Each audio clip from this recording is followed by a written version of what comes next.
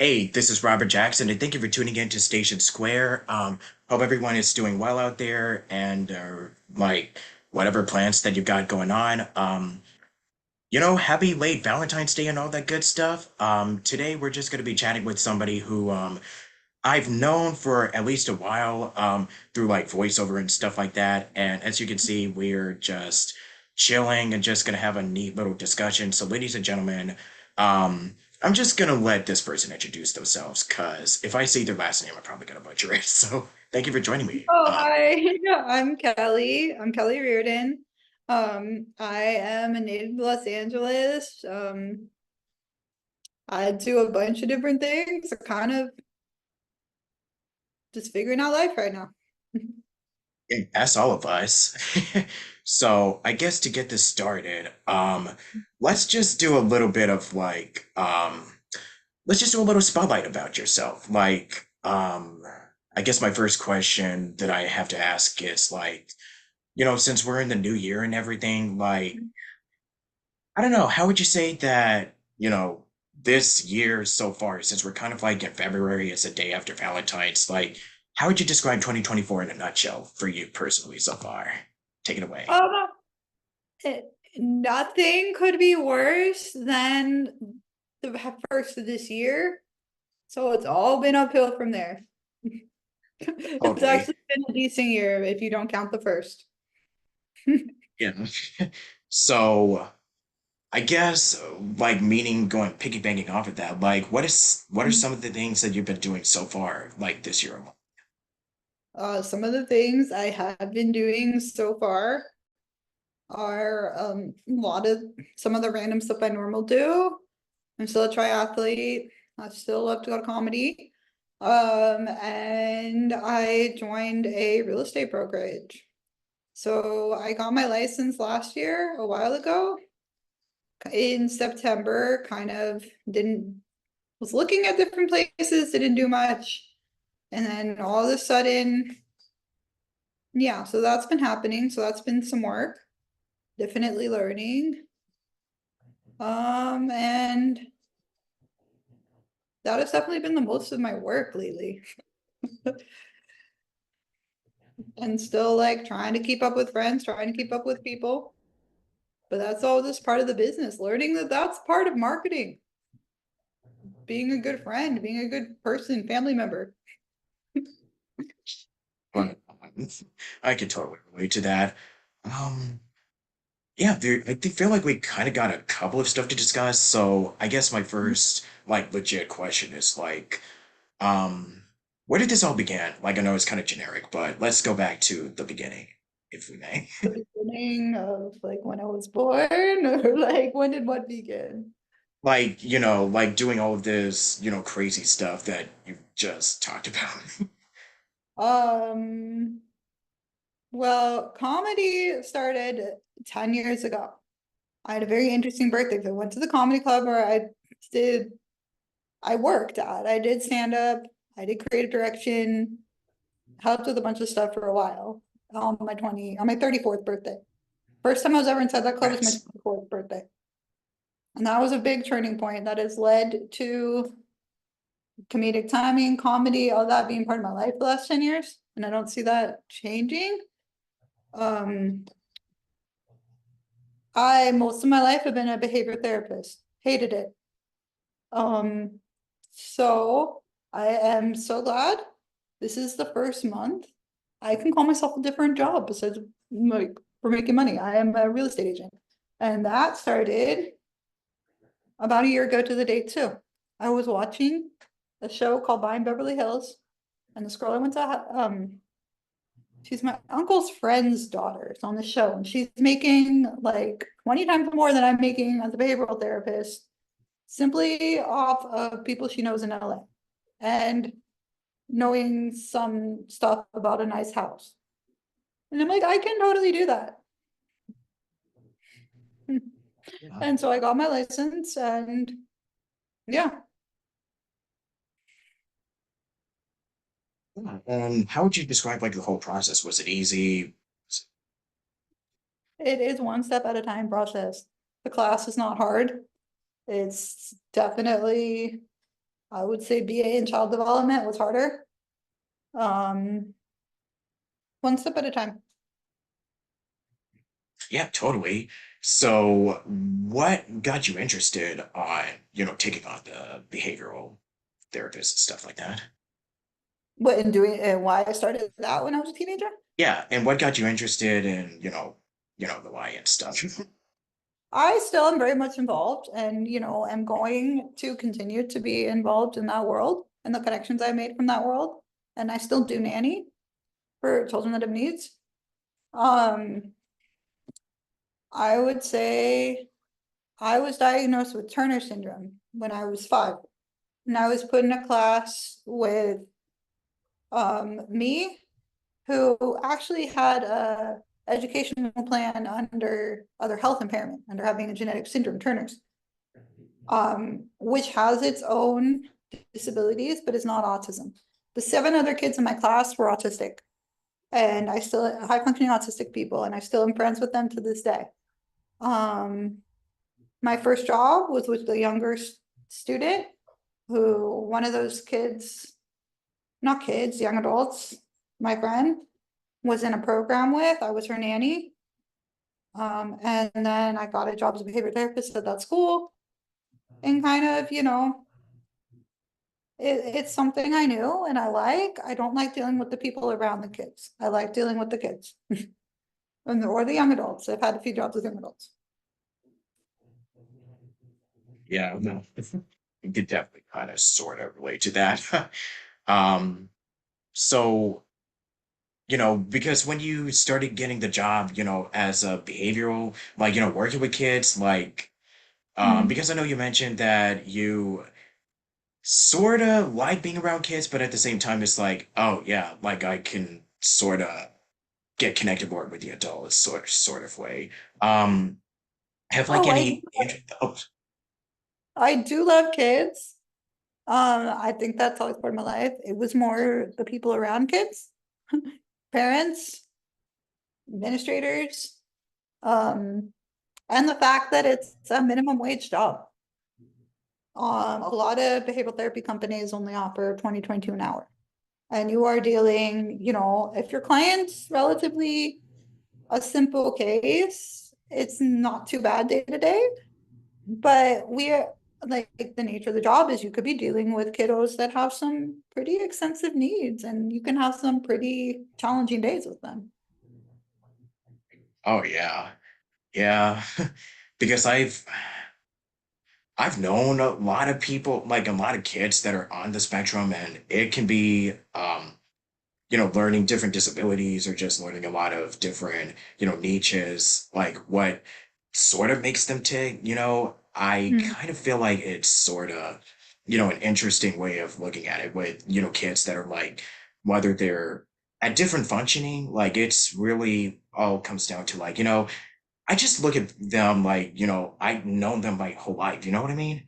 Because that's kind of me. Like, I like talking to people. That's one of the reasons why I like doing this podcast, for instance. It, Mhm. it really gives me, I just enjoy it. You know what I mean? Yeah, well, thank you for having me. I Totally. got to share a lot. I don't know too much about you. I know you live in Anaheim, right? And you've been super S- with the world, right? yeah, yeah, like sort of like around the Orange County area, like in Mhm. between LA and Orange County. So at least in the SoCal area.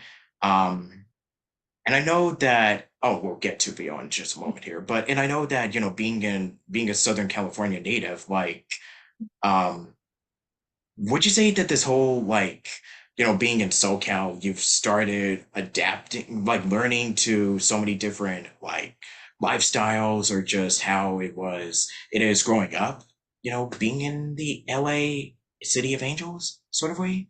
Like, what are some of the biggest ones that you've kind of picked up on when it comes to the The whole biggest LA? Yeah. in terms of like, I don't know, I've only really called California my home. Mhm. Um, I really do love this place. I really do love the opportunities and the fact that you can be at the ocean and the mountains like within a day.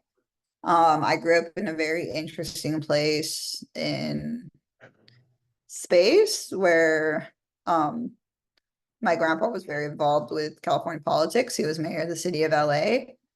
Um, and so we were members of Bel Air. Like we just lived a little bit of a different life. We were members of Bel Air Country Club growing up. We are members of Jonathan Club. And so you're around like these people who just live like a different type of life. Um, and that it was always super interesting to see. Um, I still feel like I'm a little removed from that because I don't not definitely live that way most of the time now. But LA is I wouldn't really have too much to compare it to. I think in terms of well, Ben Shapiro said something about it for me on the podcast the other day that was like super interesting. It has really, growing up here in the 90s was amazing. I feel like it has changed a little bit, especially in the last 5 to 6 years. Not for the better, but I am hopeful for the future in California. Totally. Makes sense. And yeah, growing up in the 90s, how would you say that it was like back then and fast forward to how it is now? Um, I would definitely say that boomer parents were more involved. They had an easier time economically. And so there just was a lot more cohesion. Um, in terms of too, like the way, because I grew up a little bit in that time, knowing the way LA was being run because of my, grandpa being in city politics. And it was definitely a lot cleaner run there. Um, so yeah, I would say it also was a great time to grow up in terms of I feel I got to have a childhood in a sense a little bit different than people today because it wasn't until high school that people started to have phones and tablets and all of this technology associated to everything you did. Yeah, sure. Because I know that with technology, it's definitely been paving the way. I know with this AI nonsense that's been happening, like it do be pretty wild, man. It really do be. Mm. Yeah, but at the end of the day, like we're all still people. Like nothing can replicate a robot can't really replicate like, a human being. You know what I mean? Yeah. Yeah. And, things are going to change in terms of the jobs we have. We already can see that. The way that we function in our job is going to change, but hopefully if we master these technologies better, it will be for the better. Yeah, totally. Um, so I know And oh, sorry. I just said people are scared of that, but it things change no matter what. It's just how we adapt and if we make sure that it's for the better. Yeah. So I know you mentioned that you grew up in like the SoCal area. Like I know I've asked about like how would you say the lifestyle is like, but would you say that for you personally, it presented a lot of opportunities because I know you recently just got a job and everything, but just in general, it's also a good outlet for you to explore your creative endeavors in a way? Um, yes, I would say that obviously comedy, you need to kind of be in a big city. Um, that I was really appreciative in my 20s of being in a city where there's comedy clubs all around. Stuff like that, stuff to do. Um, I think there are ways to be creative in more rural areas, but it looks different. It doesn't look like the hustle and bustle. That has changed. People have moved out of the city of Los Angeles, are moving further south or to Arizona, to Texas. It has changed a little bit. There's a little bit less life in the heart of LA than there was before. Oh yeah. Um, So I know being in the big city, do you prefer like being in a smaller area or just, this is kind of literally where most of the Like when it comes to the showbiz and stuff, or just anything of the sort, like comedy and whatnot. Like, I don't know, do you prefer being in a smaller area or just moving closer to, the big city, so to speak? This is, I mean, definitely if you've ever been somewhere like London or Manhattan, where even Paris, if you've been to any of those cities, the city doesn't make sense the way it was planned out. It's way more widespread. And that actually makes it, and we're in a beautiful space. Like the fact that you're an hour away from Big Bear, you're an hour away from Malibu. Like mm, we are in a beautiful space. And I feel like that's what makes it a little bit more tolerable. Not tolerable, like I just think I would miss that if I lived like in London or something. Oh yeah, I can totally relate. And the fact Um, that, getting into real estate here, there are places within driving distance to the heart of LA that are fairly well spread out, fairly suburban living. yeah, Mhm. Like you probably know where you live is fairly suburban. It's not like yeah, you walk because I'm outside. pretty much in the area. Yeah, yeah. Yeah. So because I know you've also worked with, kids that are on the spectrum, with autism and everything, like Spectrum Laboratory, like tell us a little bit about, working with them and getting to know the kids with the disabilities and whatnot and everything that Well, you've been doing. um, they're a really cool place. When I was in my early 20s, I first job nannying she was a preteen at the time. She did a program called Miracle Project. And one of their interns, he's a little bit older than me, was this guy, Jason, who wound up taking on some of those clients as they got older. He was a TV producer. He knew production pretty well. That's how he was able to do what he does with the kids and make these like feature lengths and stuff he does with them. He made his own program called Spectrum Laboratories, and he's hired Catherine McClary. She's a pretty renowned voiceover actress from the past. And she does coaching for a program. They do all the background for a lot of the stuff, and it's really cool. They have kids from the youngest kids that are part of that are like 16 to in their early 30s that have been part of making these films, making these they have an improv class that performs making these sketches. And they have a music program that's made original songs. It's also from Jason's friend Garth, who was a musician and now coaches that.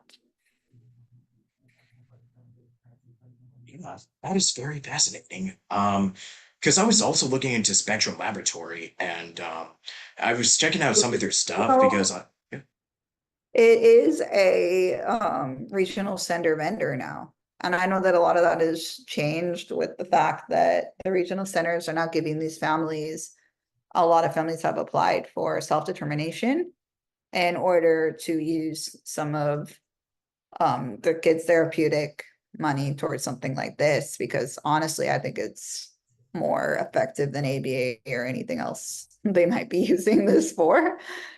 Getting the kids social, getting the kids out there, getting the kids meeting people who have given them jobs.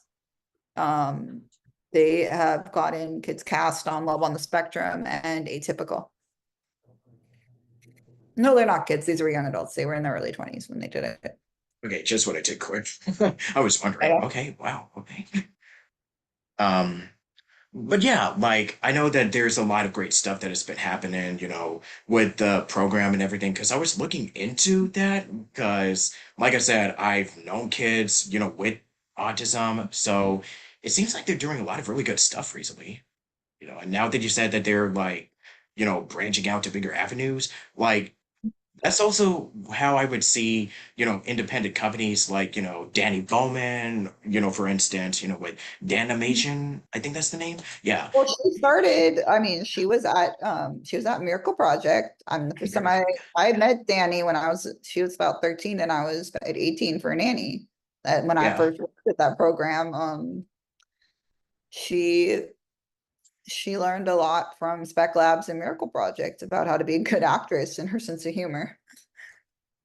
Yeah. Man, she's been doing a lot of stuff. Like she recently just got a new series. I think Love on the Spectrum for Netflix. So, good for her, Yeah, yeah, Yeah. Um, those, it definitely pays to see people like Abby, Danny, Dominique, who have gone through the program and are actually gotten cast on things and are hilarious. yeah. Right? Congrats to them, of course. Yeah. Yeah. Um, so real quick, did you go to Groundlings? I did the groundlings program during COVID, so I have not taken an in-person class there. Oh wow. That is Mhm. interesting. Groundlings is also something I would love to do in the future. It is a interesting place, very liberal place, but I mean, you want to learn character, you have to go through that program. Yeah. Is that they are more they know what they're looking for and they let fewer people in through each level than maybe other clubs would. Other clubs, they might have a few people repeat a class or something, but they're gonna let the majority of people go through the program. Right. I did intermediate twice. So they are really looking for people with strong improv and acting background that can show that through the class and get these new concepts easy. Um, but their method of teaching character is like the industry standard. It's second to none. Okay, I'll definitely look into that and let my viewers know that improv is essential. Yeah. Probably. Yeah, I mean, Yeah. it obviously, Catherine will tell you that having an improv background is essential to voice acting. Yeah. Oh, Um, totally. and in terms of, yeah, I was just lucky enough. I auditioned. They let through about a quarter of the people that audition into the conservatory. And what they're mainly looking for.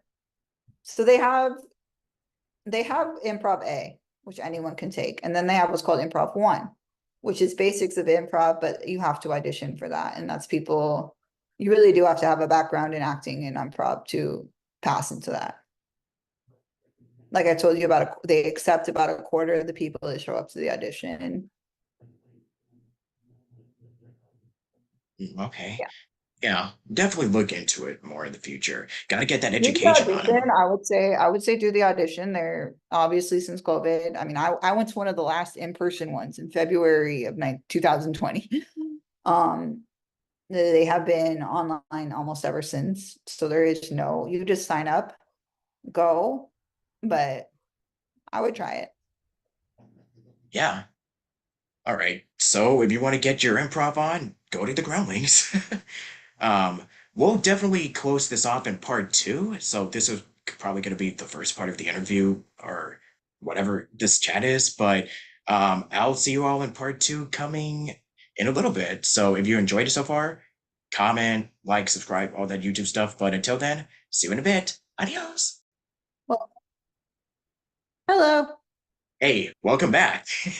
So, last time we discussed quite a bit of topics, so now let's move on to voiceover. And I know it's something that I discuss way too often on the show, but Well, what got you interested in voiceover and your overall experience of training, classes, or just, doing it in general, like with acting and whatnot? Um, I have actually like for as much as like I really liked it, I've not had a super a lot of experience.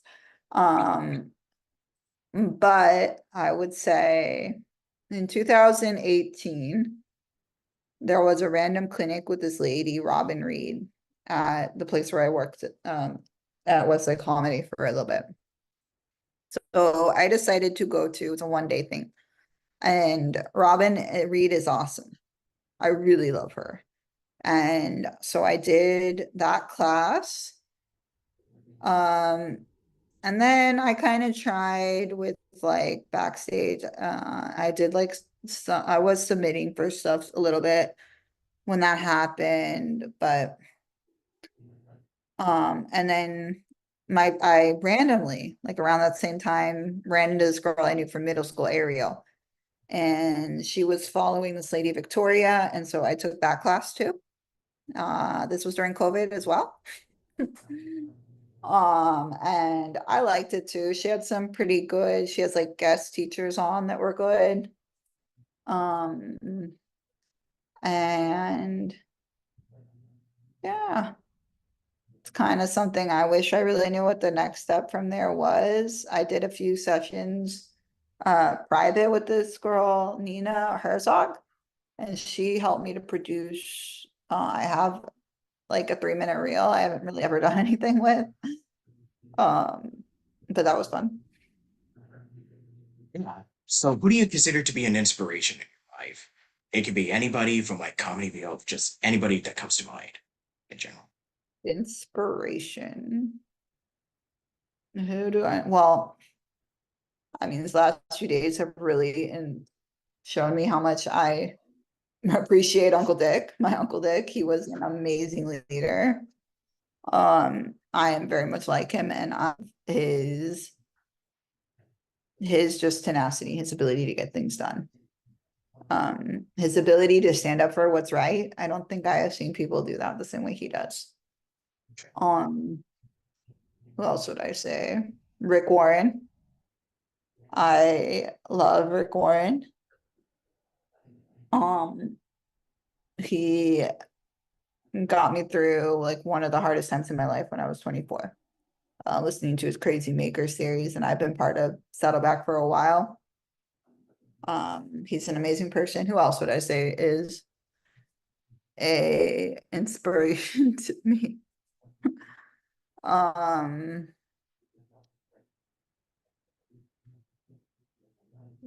there's Charles Barkley.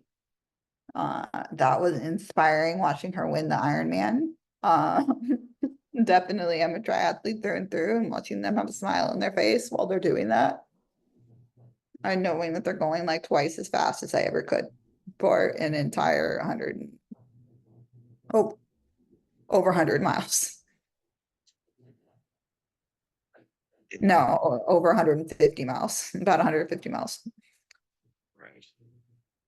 And what was the experience like of getting to take a couple of the voiceover like workshops that you did before? Because I think you've kind of mentioned it to me sometime in the It was past. a lot of fun. Kind of what I liked is I liked the idea of being silly, having comedic timing, playing around with acting. But I always was like a little bit more shy. And so I like the idea. I also like the idea that I can act as almost anyone fairly easily. I don't have to change my look.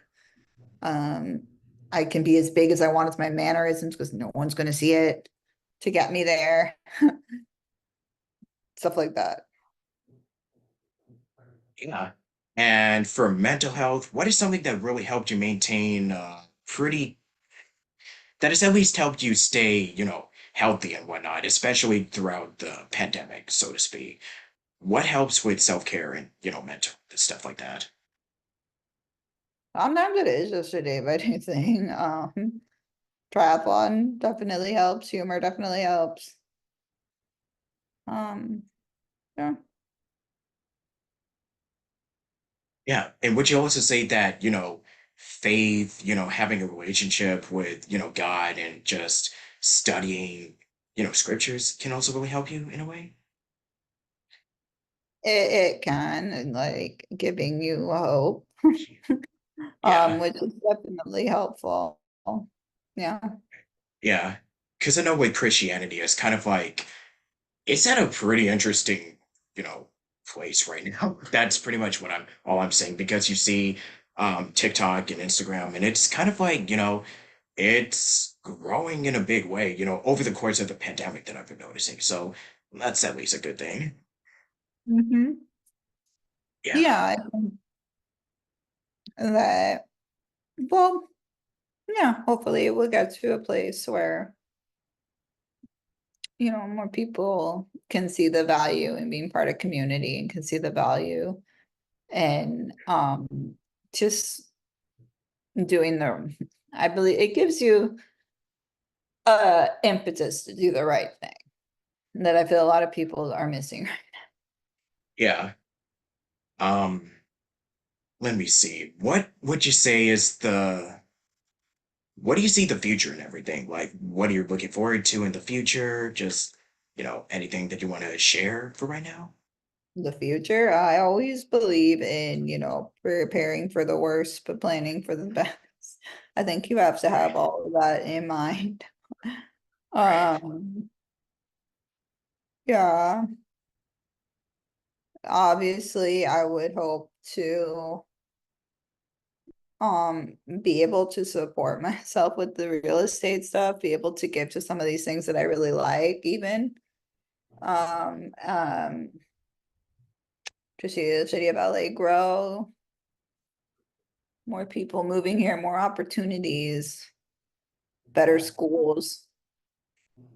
Um, yeah. Yeah.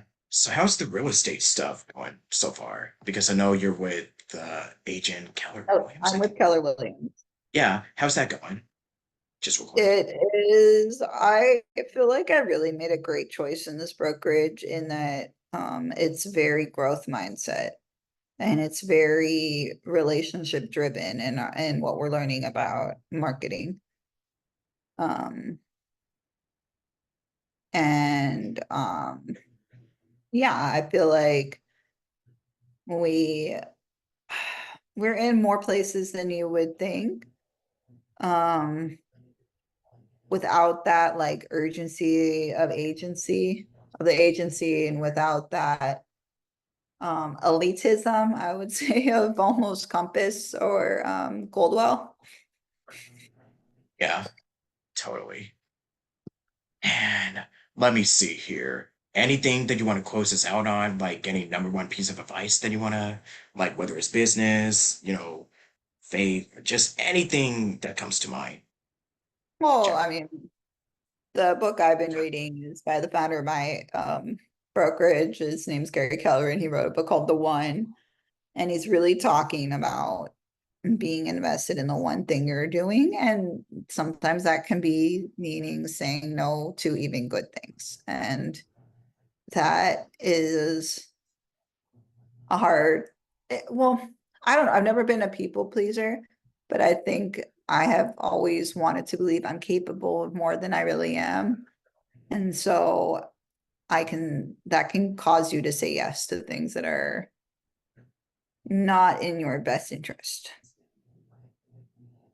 So always remember that when you're saying yes to something, you're saying no to other things. And is that really the one thing that is of value for that moment? Because you don't get it. That's the one thing you don't get back. Yeah. I honestly don't have anything to add to that. Like, it's beautiful. um, That is what I've been learning, and it's not advice I take. I still spend way too much time sometimes on stuff that's just not important. yeah, I can definitely relate to that. I may have to rejoin because it looks like we're almost out of time, just to say our goodbyes and stuff. So, I Okay. guess I'll see you in a little bit. Okay, see you If in a you've minute. listened, if you're watching this, if you enjoyed watching to the viewer, do that YouTube thing. I don't know, but see you in a little bit. See you in a minute. Adios. Bye. Welcome back to the last part, apparently. Finale. Oh yeah, no worries. Alrighty, so we've discussed the business, we've discussed having fun and do all this extra stuff. Like anything else you wanted to add on to what you were saying, before we kind of cut off in the last part? Um, I mean, I think I'm pretty good right now. Yeah, that's totally fair. But yeah, I would like to also say that if you want to learn the business, there's a lot of great resources. I'm just gonna probably link a bunch of them because it's way too long, too big for me to even name and mention. But yeah, like Talking Tues with Rob Paulson is a good one, I guess. If you want to get your podcast fix or just, just talk to Rob or because he has folks He has like a talking, podcast. yeah, Talking Tunes with Rob Paul. Because I think you might have, because when Well, you were on Spectrum, he comes about, I think Catherine worked with him on something, so he comes like once a season to Spec Labs, and it's okay. always like a huge deal. It's really cool. He's really, I know Jack Black does too. It's really cool to see that it's part of what they do to support, their philanthropy. Wow, that is so cool. Jack Black, man, I'm He's sorry. always been a huge supporter of not Spec Lab, but Miracle Project, which is what a Spec Lab came out of. Yeah. Oh my gosh, man, you just mentioned Jack Black. I'm just like, I'm a huge fan of Did it like, to, yeah, he did a yeah. Tenacious D benefit for Miracle Project. Yeah. And I know that, some of his content and music is kind of like a little, I don't know, 18 plus, so to speak. But you know what?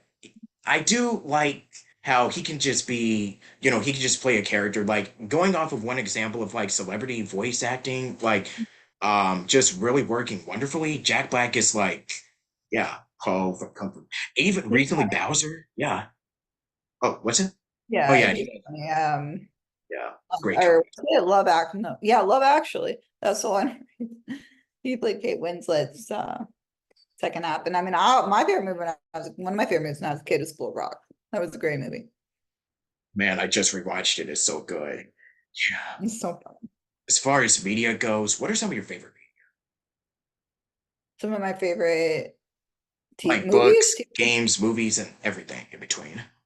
Like if we were to gush about like pop culture for just, briefly. Pop, books. What have I liked? I do like the sci-fi. Like I've been reading this one, like Inheritance Game. That's been kind of interesting. Um, Movies. I mean, I was a sucker for the bro-coms, like Bridesmaids, Forgetting Sarah Marshall. I could watch those all day. Um, there's something about Mary. Yeah. Those are That's like all really good ones. I haven't seen a bunch of movies recently. I mean, I've just kind of been watching them on like, yeah, Netflix or who. Yeah. there hasn't been anything coming out to theater I've been excited about in a while, I feel like. Yeah. Not really. After the pandemic, I was kind of like my interest just kind of went down. None of the Marvel, none of the mainstream stuff. I did see the Mario movie in theaters, which was a lot of fun, with my family. Once again, got to shout out to Jack Black as Bowser, because I know he that is was a genius. Yeah, but boy, because I was just mentioning too earlier, like with Rob Paulson, like being one of my inspirations for VO. Mhm. Um, there's a great book that he has called Voice Lessons, and I think he also did like an audiobook of it. Definitely highly recommend it. And there's a lot Oh of yeah, I other, think I've read yeah, that. yeah, there's a lot of other great resources that you could check out. The Would you book say is that, yeah, would you say that everything that you've done, like, with the real estate, comedy, voice, everything that you've literally just mentioned, do you think it also helps you grow as a person, getting better as a business, entrepreneur, or if that's the right term? yeah, yeah. Um, I feel like this has been the being an entrepreneur this last month. The first time I haven't either been unemployed or, working for a family or an agency or school.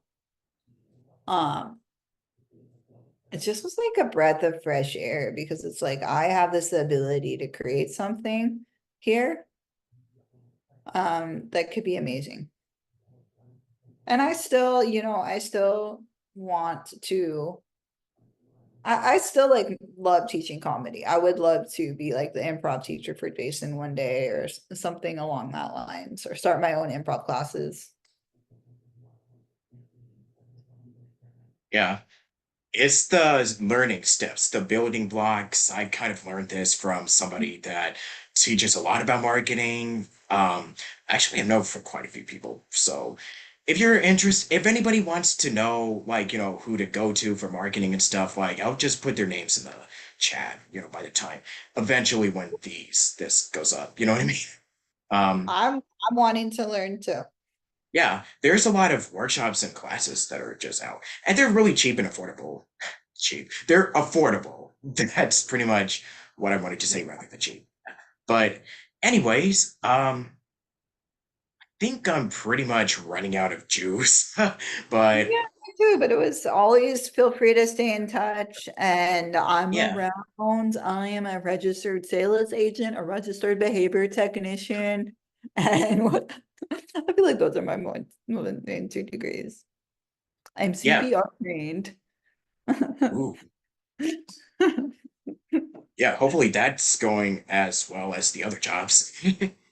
So what? Oh no, The that's just something you need to do for a lot of you work in schools or social services. yeah. Well, as Yeah. somebody who's on the job hunt, at least I know some Mm. good, valuable information. At least Yeah, so. yeah.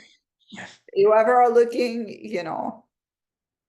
for a house or an apartment, I am calling people daily about random properties that I know, having regular conversations and just what would you think about renting this out or leasing this or buying or selling? oh boy, I could certainly do So the that. off-market thing, I just have found two rentals today. Hey, congrats. Go get Yeah. them. But yeah.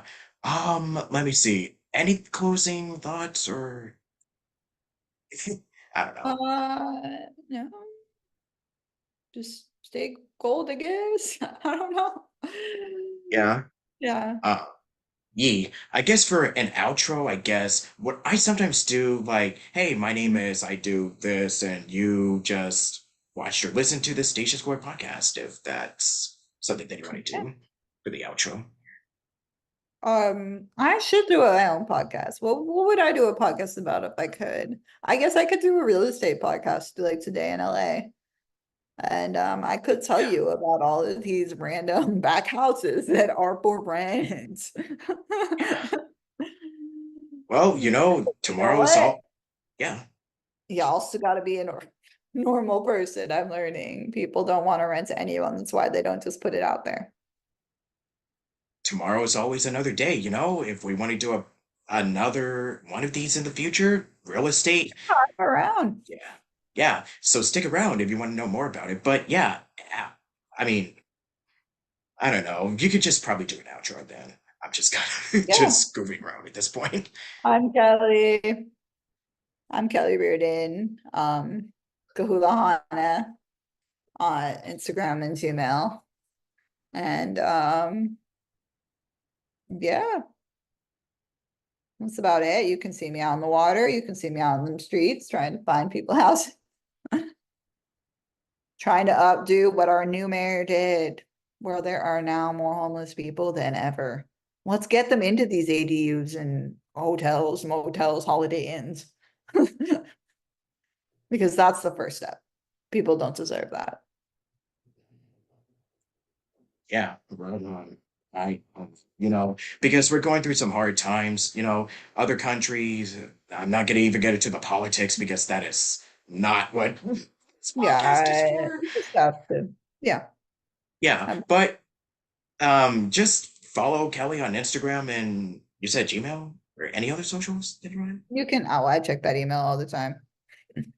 Oh yeah, definitely just send it over, once we're done. Yeah. But yeah, and And it's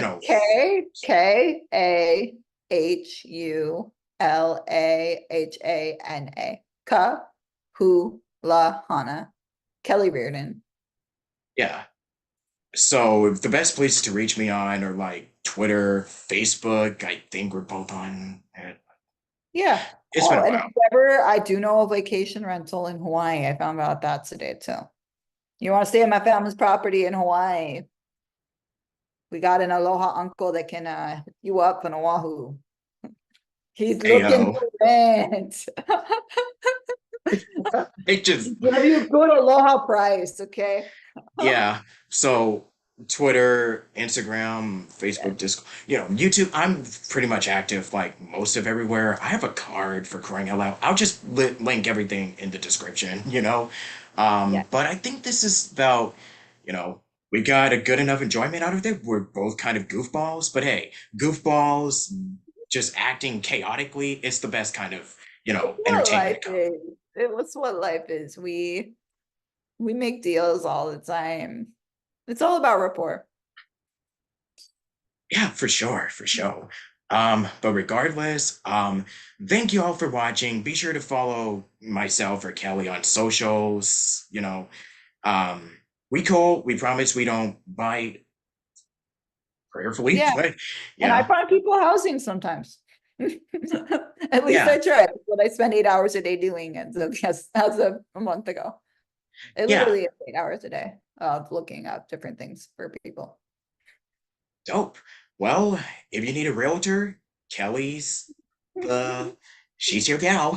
She's the girl Yeah. to go to for Okay. real agencies. But all right. Thank you for watching and stick around for next time on Station Square. And this is Robert Jackson signing out. And stay tuned next time on Station Square I'm Podcast. Kelly. I'm Robert. Station Square Podcast, baby. Bye-bye. Woo! With Saeed. With Saeed all the time. You need Venice. You need Marina. With Saeed. Oh my gosh. Affordable West Side living. Affordable Oahu living. Why do I know like 4 places in Oahu right now? Bruh. Because my other grandparent lived there. Go if I could see myself living anywhere else, it is Oahu. Maybe I'll move there. Wait, what an ending to okay, I'm done. Yeah. One day. Bye. Bye.